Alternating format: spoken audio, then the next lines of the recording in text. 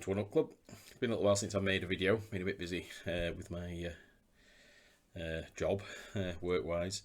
But I decided to have a little trip up today. I've had a day off. So I've decided to have a little trip up to Predator Games in Garforth near Leeds.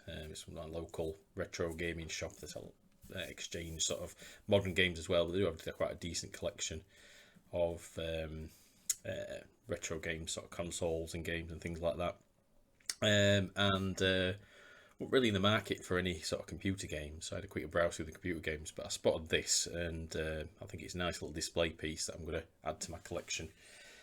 So I'll get it out. Here we go. That's what I've got here. It's a Donkey Kong 2 Game & Watch. Classic multi-screen Game & Watch this. I don't know if you remember these, but it's quite a chunky thing, and I guess the original Nintendo DS dual screen was kind of based on this. So it's a fully working, condition's pretty good. Few little scuffs on this sort of metal. I think it's a metal sort of front that it's got there. It feels cold, so I think it's metal. But apart from that, it's in pretty good condition. Looking at it, look at the back. 1983, yeah. So interesting enough, so this, let's say, if we have a look here, notice it's got an orange battery cover on. Now I don't know if that's what it's supposed to be like. I don't know if it's supposed to have an orange battery cover on or not. But the orange, that colour orange, you might remember is the same orange as the original Donkey Kong Game & Watch, and that was really iconic. My sister used to have one of those. I mean, I suppose it was similar colouring to the Famicom, or was it? No, it was more of an orange. The Famicom was more like red and white, but this was like, that was an orange and white. I mean, I love the colouring of these old Game & Watch, the old Nintendo products. I always think that the colours that they had in Japan, because this seems more similar sort of design to the Japanese versions. When they brought them over to like the US, and we got sort of the US versions of the NES and things like that, I always think they were sort of tamed down and just were never quite as attractive. But I suppose for the time it was maybe a more minimalist design. I suppose this looks a bit more 70s, doesn't it? Built in 1983. Yeah. Just brings back a lot of nostalgia, and I just think it's such a nice sort of design piece. It's such a good thing to sort of like to put on display. I think in my obviously space around here. I've got a small collection of, well, I've got some DS's. I've got a 3DS and a DS there. I've got a Game Boy Advance somewhere, but I don't know where that is. But I'm maybe developing a bit of a handheld collection.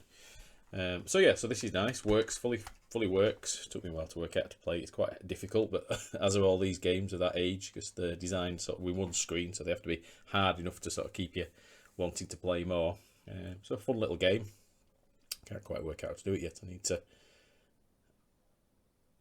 Right, yeah. See, because he jumps up and gets the key. Sorry, I've just realised how to get the key. Because you need to get the key to be able to get up to the to unlock Donkey Kong at the top. So yeah, so I think you probably agree it's a beautiful little piece. I like the the glossiness of the front there. I think that's just so attractive in the shop. It really sort of made these things jump out when they used to be in the shops back in the day. And again, this is what's jumped out at me today, and made me decide to want to buy this.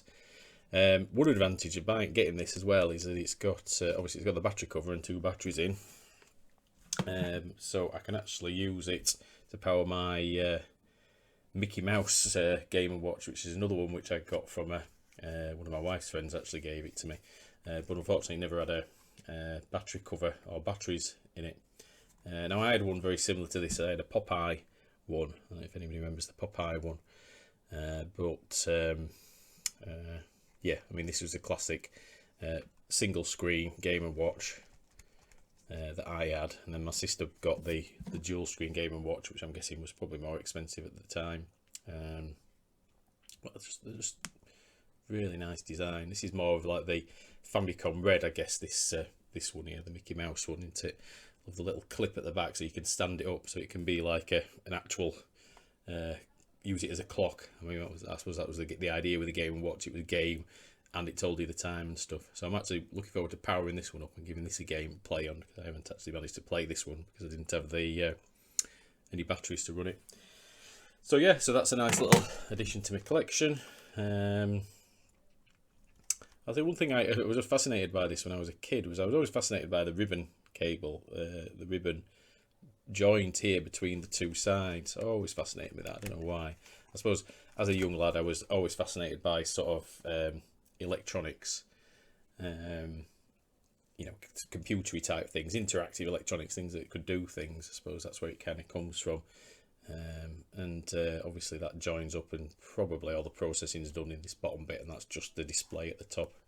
It's so chunky and satisfying, these things. In really good condition. This is just solid. I don't know if it's supposed to have a bit more resistance in that, or whether it is supposed to be totally free to move, but doesn't seem to be any broken parts or anything. So yeah, so there you go. Nintendo Game & Watch. Nice little addition to my collection.